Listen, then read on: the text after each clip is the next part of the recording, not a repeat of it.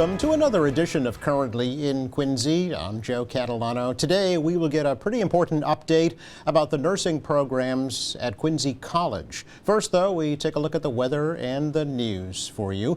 Currently in Quincy, we have sunshine. It's cool, 33 degrees. Right now, today's kind of the calm before the storm. Sunny and brisk this afternoon. Temperatures into the mid-40s. Clouds increase this evening. Lows drop off into the lower 30s, and then the precipitation arrives after midnight. It might start as a little wet snow here at the coast, but quickly changes over to rain all day tomorrow. Heavy rain. There is a flood watch in effect. As a matter of fact, for most of the day tomorrow, at least it will be mild with temperatures into the low 50s.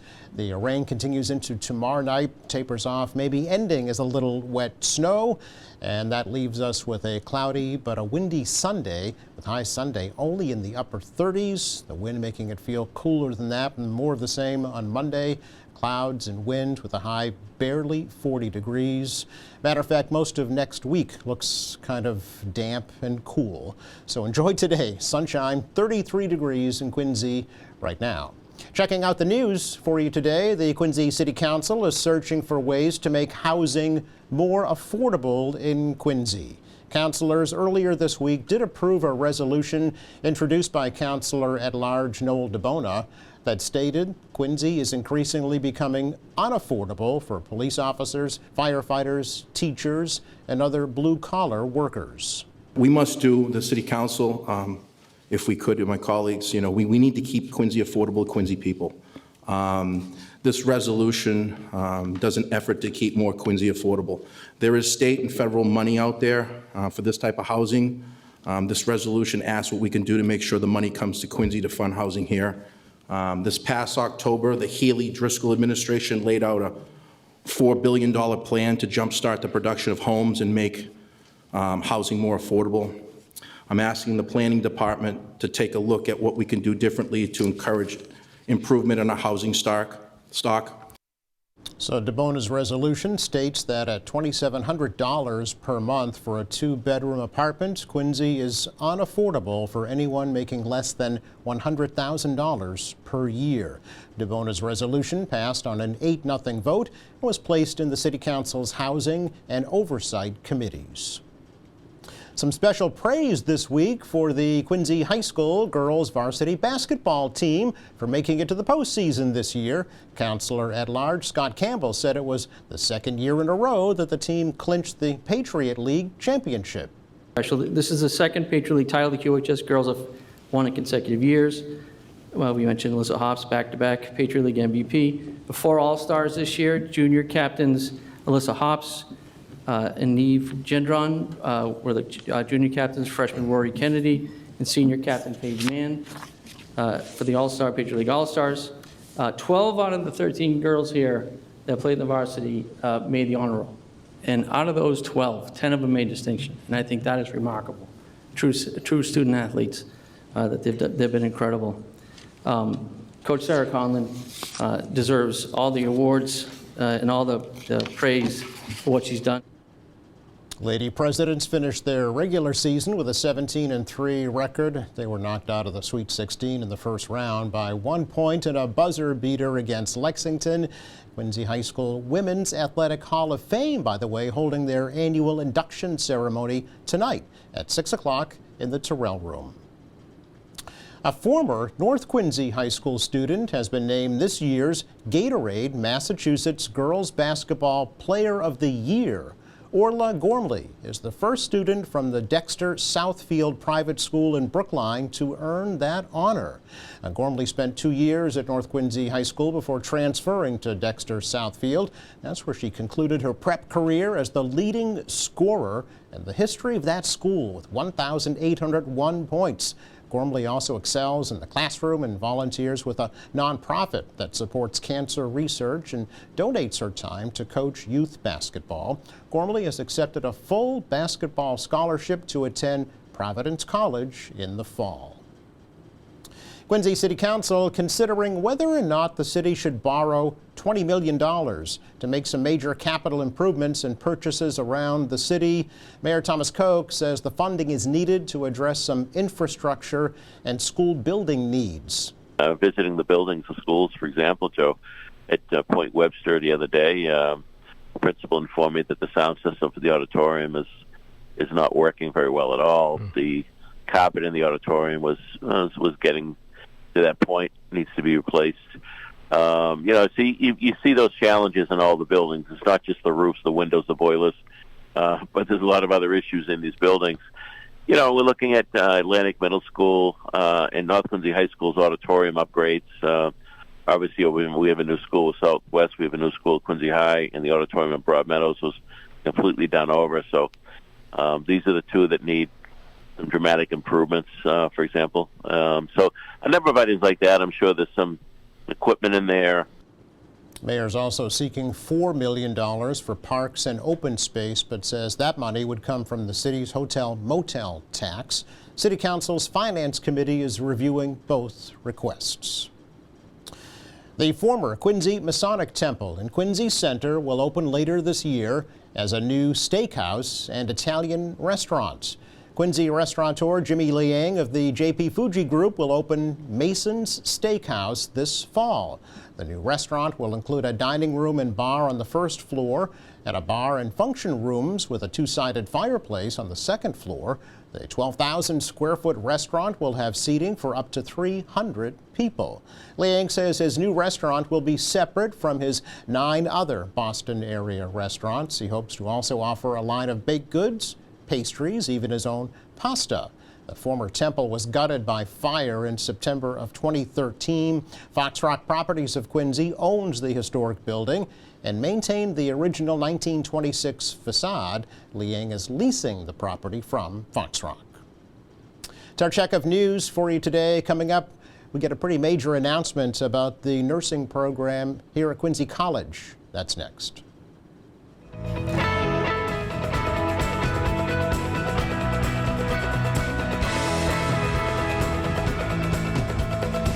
Welcome back. We have a pretty major announcement to make about the nursing programs at Quincy College today. Just by way of a little bit of background, back in 2018, the nursing programs did lose approval from the state due to some low student test scores on the state exams. They quickly bounced back in 2019, got initial approval, and today we're here to tell you that it has received full approval.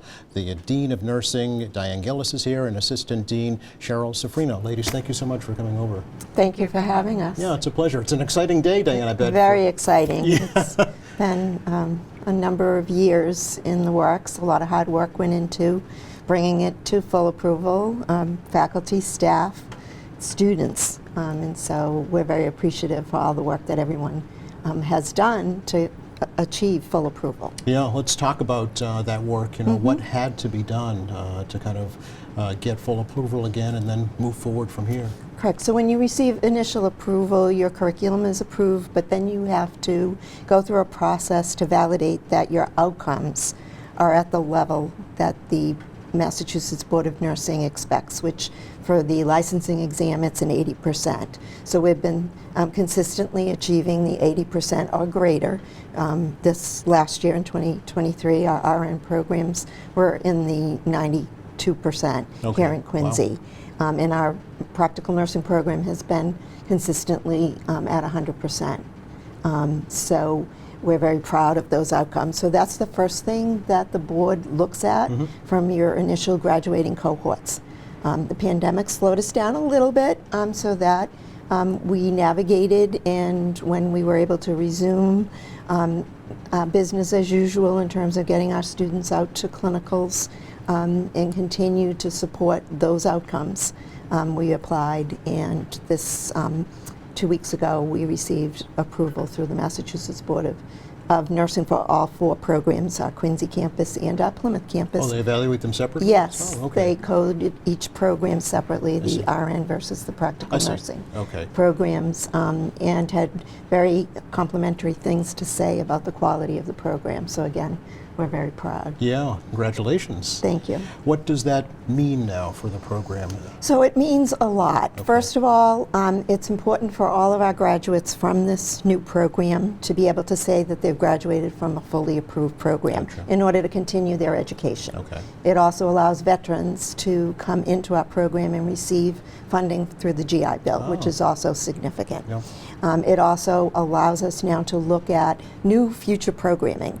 We are amidst a nursing shortage, and so we are looking at the community needs in terms of potentially offering, after approval and development, a LPN to RN bridge program, which there's a community demand for, as well as an RN to BSN program for our former graduates. So that would give us a pathway all the way at the college from the CNA program through one of the other divisions all the way through a To bachelor's. achieve a bachelor's. Wow. that's So it amazing. means a lot. Yeah. Up until this point, under initial approval, were you kind of limited in what you were able to offer the students? Well, when you're granted limited initial approval, Yeah. they do indicate how many students you I can see. take. Okay. So that's another opportunity for us to begin to look at expanding our programming. Of course, with their approval, we'll Right. still continue to submit changes to them for approval, but it does open the doors to all of those opportunities. So for the students who graduated under the initial approval status, what does that mean for They them? now are eligible to say that they graduated from a fully Oh, approved okay. program because Okay. the curriculum has not changed. Oh, okay. So basically, Yes. they were the groundbreakers, right? Absolutely. They kind of said, we're going to trust, you know, Yes. that the program is going to receive full approval, and we're going to give it our all. And they were the ones really that I'm assuming helped you achieve that goal, right? And Yeah. we thank them for that trust Right. because they assisted us to achieve this, significant accomplishment. Yeah. So, Charlotte, I'd like maybe to talk to you a little bit about the work that it took through the past 6 years, really, to get to the point that you're at right now. What I guess had to change to improve the graduates' test scores in the state exams? You know, how did you kind of bring that back? So when Dr. Gillis and the people designed the program, the new program, they built in tests and basically reviews of material that would help students remediate and achieve what they need. The NCLEX, whether it's a practical nursing program or a registered nursing program, tests you at the basic level of safety for an entry level to practice, which means it's a pretty concentrated amount of material in 10 months for our practical nurse certificate program. And we had to make sure that everybody could achieve the outcomes for basically everything. Okay. I mean, if you look at the standards of practice on the Massachusetts Board of Registration in Nursing, you will find several pages of articulation about what you really need to be able to do as a nurse Okay. to have a license. Okay, so basically you gave them the state test at the college level to make sure they passed it before they took the state Well, exam. they all take a national exam. Oh, I see, okay. The NCSBN, the National Council of State Boards of Nursing, is responsible for the testing quality and the metrics that are measured for both the practical nursing exam and the NCLEX is what the students call it all the time. Right, that's the acronym for, the abbreviation, So yeah. we follow their I recommendations. see, We okay. map the curriculum to that. I've only been with the college since January of 2023. Oh, okay. But there had been a lot of groundwork laid by the faculty and the people that designed the program to make sure that all of the measurements are going to demonstrate, because that's the biggest thing when you get full approval, is they send the representatives in to do a survey and see if they can validate everything that you've reported. Oh, So it's a pretty big deal. pretty intense scrutiny of the program, right, to make sure It's that, good. that it's meeting the standards, yeah. So the State Board of Nursing is charged with guarding the public Yeah, and the okay. public interest in healthcare. They try to do that Yes. the best they can and make sure that educational programs are living up to the standards that they set. Right. So, Diane, obviously, Charles, one example of revamping the program. What did you have to do to kind of start over, I guess, when it came to the administrative side and the educational side of things? Correct. So Yeah. time was spent developing a new program using the evidence that exists for what makes for a successful nursing graduate. So we built in, as was alluded to, the NCLEX test plan blueprint or outline.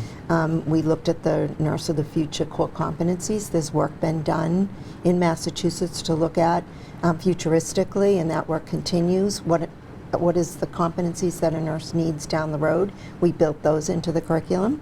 And we built in, as alluded to, using a specific publisher that has evidence-based, valid, reliable, standardized testing throughout the program. So after each course, the students are tested. That gives not only the student the opportunity to see where their strengths are and where their opportunities are, and it provides them with remediation if needed, but it also allows us as the leadership and faculty of the program to look at where are the gaps in our curriculum. And so it's an ongoing performance quality program.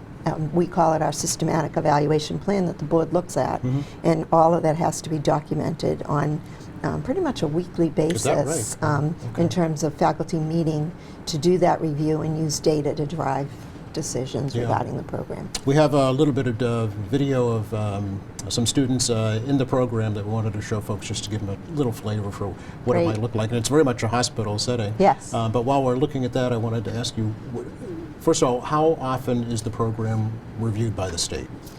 So technically annually, Okay. we submit annual reports, and if there's anything in that report that doesn't meet the current benchmarks, we go before the board, whether it's a change that we've made, higher enrollment, they want to make sure we have the resources to support what we're doing, and or a change in our NCLEX results below that 80%. Yep. So it's pretty stringent in terms of the oversight Yeah. that we need to.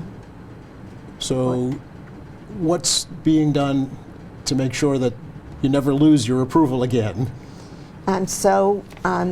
We just, every Friday morning, Yeah. we meet for 2 to 3 hours with the faculty, the assistant deans and myself, and we go through that systematic evaluation process on a regular basis. We have a calendar with guidelines, and we look at every policy, all of our practices, we look at our data, and we use that time to continue that process, and we can't take our foot off the gas. Right. Yeah. We yeah. have to do that consistently and document it. Sure, sure. And does that have to happen at the Plymouth campus as well as the Quincy campus? Well, we meet consistently in Quincy, Okay. but it's for both. It's all for all of the program aspects. Yes, yes. So going forward, what's next?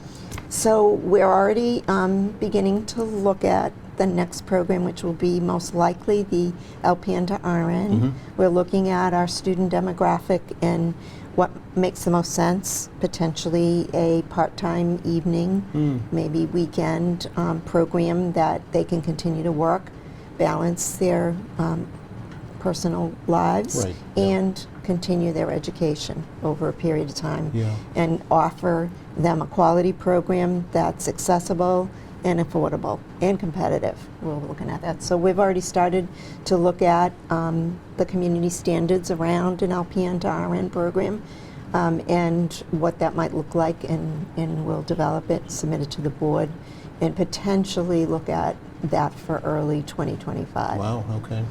So with full approval now, does that allow increased enrollment in the nursing programs? Yes. It does, okay. does. From what to what? Correct. Well, we will increase our enrollment based on the resources to support, because we do have a student-faculty ratio we need to Oh, I meet. see, okay. So we will do that. We are seeing an increased enrollment this year. Really? For the Okay. fall. Not specific to full approval, but just in general, which is great because we're in the midst of a nursing shortage. Right. So part of our mission is to support, graduating nurses. We just heard yesterday of a great success story. We've been doing some work with South Shore Health and 2 of our graduates have been accepted to their new graduate program. Really? And that's important because the full approval is now supporting their ability to be accepted to a Yes. program like that. Yes. So, Well, I mean, the nursing program has been such a staple at Quincy College almost since its inception, you know, really. And there was, you know, just that one little blemish that happened.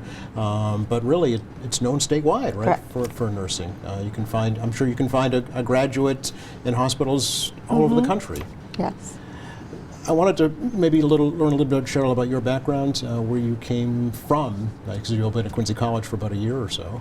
I came from a college that had a baccalaureate program. Okay. And I was the chairperson of that division during the pandemic. And I basically have been a nurse probably too long to We should point out you're both nurses. reiterate, Yes. but I do like the students. I like the diversity at Quincy. I like the fact that we have a practical nursing program, because that's where I started. I started in a state program to become a practical nurse. So I think it's really important to offer pathways that are affordable and attainable to people that really have a passion for caring for people and want to go into nursing. Yeah. How has the profession changed over the years? Some of the major changes that you have seen in That's your a career. loaded question. Sure. It's just changed because there's so much technology that is used, but the human touch is still required. There's a lot of things that a computer can do, but that interaction that a nurse has with a patient or a client is so important that I don't think that's one of the things that will ever change, Right. is that being important to people. Yeah. What is your advice to young people just coming into a nursing program in terms of figuring out what they want to do and how best to succeed at that? I think it's an all-in type of thing. Yeah. Just to realize what you're getting into, because we are right now a full-time program, both the practical nursing program and the ASN program. We're full-time, 2 years and 10 months. Okay. So they really have to plan. The best thing is to plan your community, childcare, resources. Look at your own village Yep, and see yep. what you can do and what you're going to need, because they often, our students do work, but we try to get them not to work more than 20 hours a week. And we Okay. know that's hard because people are trying to pay bills and do things. Right. Yeah. Are the programs different at Quincy and Plymouth? No. No. They are delivered both the same. They have the same outcomes. They were coded differently because of the NCLEX testing. So we have a Plymouth ASN, a Quincy ASN, a Plymouth Practical Nursing Certificate, and a Quincy Practical Nursing Certificate. Okay. So ASN, just for folks who don't know, is what? Associate Right. of Science degree. Okay. The video, Diane, that we saw earlier very much gives students hands-on experience. Yes, so we're very fortunate at Quincy College and both campuses to have really state-of-the-art laboratories and simulation equipment. Yeah. And simulation is particularly the silver lining during the pandemic is we were able to shift very quickly to when students were allowed back on campus to be hands-on. And our assistant dean, Dr. Catherine Whalen, who is not with us here today, but has expertise in simulation and provides a great deal of support to developing our simulation programs on both campuses. She oversees, as part of her role, the laboratories, and so we have an extremely strong simulation program, so that complements the clinical that we have, and we've done very well in getting our students out to have 100% clinical face-to-face experience, which is another quality indicator. Yes. You've mentioned a couple of times about the nursing shortage that really the country is facing. Yes. Why? Why is that happening, do you think? Well, during the pandemic, the primary driver that accelerated the nursing shortage, we anticipated that many baby boomers eventually would be retiring, but many chose time during the pandemic to leave the profession. But I think we also lost others through the experience of the pandemic based on what they were experiencing in working in the hospitals during that very difficult time Right, period. yeah. So that accelerated the nursing shortage at that point in time, which made it quite acute. And so part of what I see as our mission, and I think others would agree, is to do what we can. So we have developed partnerships with many clinical agencies. Many we use for our clinical experiences, but also others that are doing workforce development and are supporting their employees to come Sure. to the program, whether it be the practical nursing or the associate degree Yeah, program. it's, I guess, the silver lining in the trauma of the pandemic, right, is it does open up new opportunities for folks either just starting out or maybe mid-career that want something different. Yes. Sure. It's also offered the opportunity for the licensed practical nurse role to become more prevalent again and more accepted in more healthcare settings than Absolutely. it had been. Yeah. Anything else either one of you would like to add? I don't think so. I think we covered it all. Well, congratulations. Thank you. Again, the Thank big you. news is full approval for the Quincy Yes. College nursing programs from the states. And we thank you both for coming over and sharing your story and hopefully highlighting some of the student achievements as well. Thank you. You're very Thank you so welcome. much for having us. You're welcome. Just enough time to check the forecast for you for the rest of the day today. It's bright but brisk out there. Temperatures in the mid-40s, but the wind has a bit of a bite to it this afternoon. Clouding up this evening, lows drop off to the lower 30s. That sets the stage for a soaker on Saturday. Heavy rain, there is a flood watch in effect, mild, around 50 or so. There's that. Clouds and wind for both Sunday and Monday, with the cool temperatures only around 40 degrees. Thanks again to Diane Gillis and Cheryl Sofrino for joining us from the Quincy College Nursing Program. Thanks to our crew, and thank you for watching. Monday here in the show, we welcome members of the Quincy Toastmasters Club. Meantime, it's our website for you, please. It's qatv.org. You'll find all of our latest programs there. There's news and information, video on demand, live streaming, and much more. For all of us here at QATV, I'm Joe Catalano. Have a great weekend.